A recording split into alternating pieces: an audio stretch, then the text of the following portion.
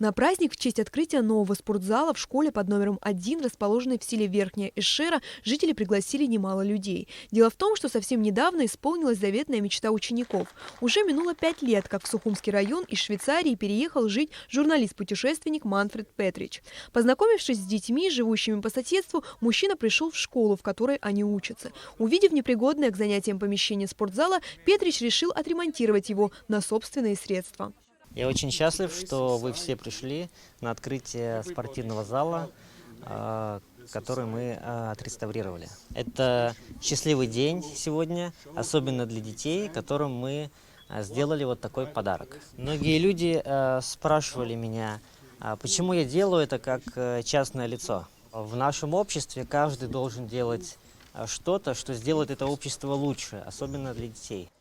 Все ждали этого дня давно и несказанно рады новому спортзалу. После того, как дети поблагодарили иностранного друга, в стихотворной форме директор школы Рузана Шларба и Манфред Петрич перерезали красную ленточку у входа в зал.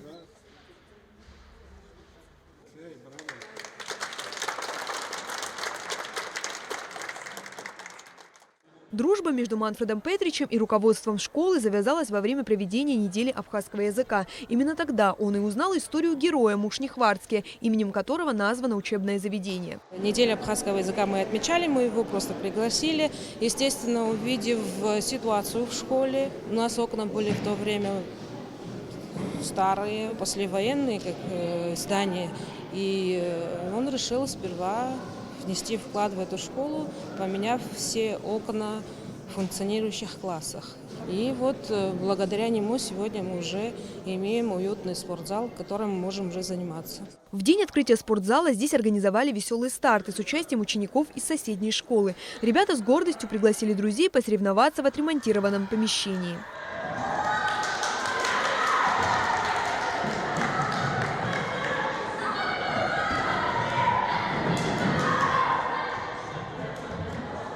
А еще совсем недавно здесь все было по-другому. В солнечную погоду уроки физкультуры организовывали на улице, а в непогоду их попросту отменяли.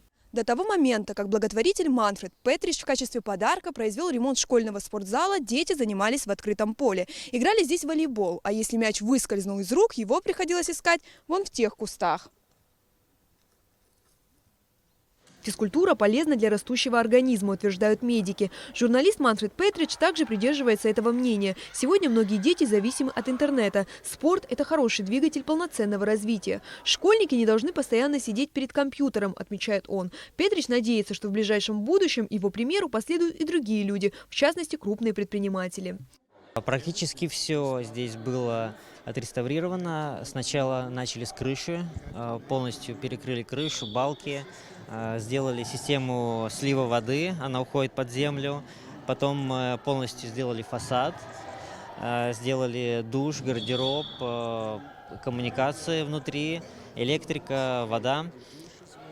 Затем внутри тоже был сделаны стены и, естественно, сам спортзал. Это пол полностью был переделан, включая бетонный пол, который рассыпался из-за того, что там не хватало цемента, и деревянный настил сверху.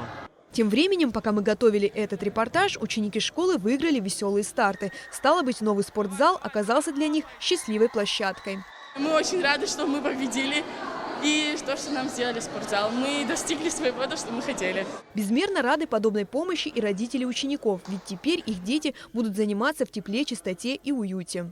Мы очень рады и очень благодарны нашему спонсору и всей администрации города и района за возможность, что нам отремонтировали наш спортзал, что дети теперь смогут заниматься спортом, приглашать гостей, чтобы соревнования устраивали. Малыши наравне со старшеклассниками готовят себя к большим спортивным победам. Я спортсмен легкоатлет, мне исполнилось 7 лет.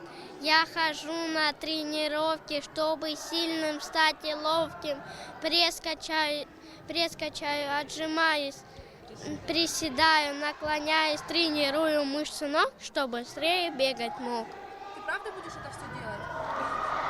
Многие жители сел отправляют своих детей в городские школы. Они тратят деньги и время, преодолевая немалые расстояния, чтобы их дети учились в заведениях, соответствующих современным требованиям.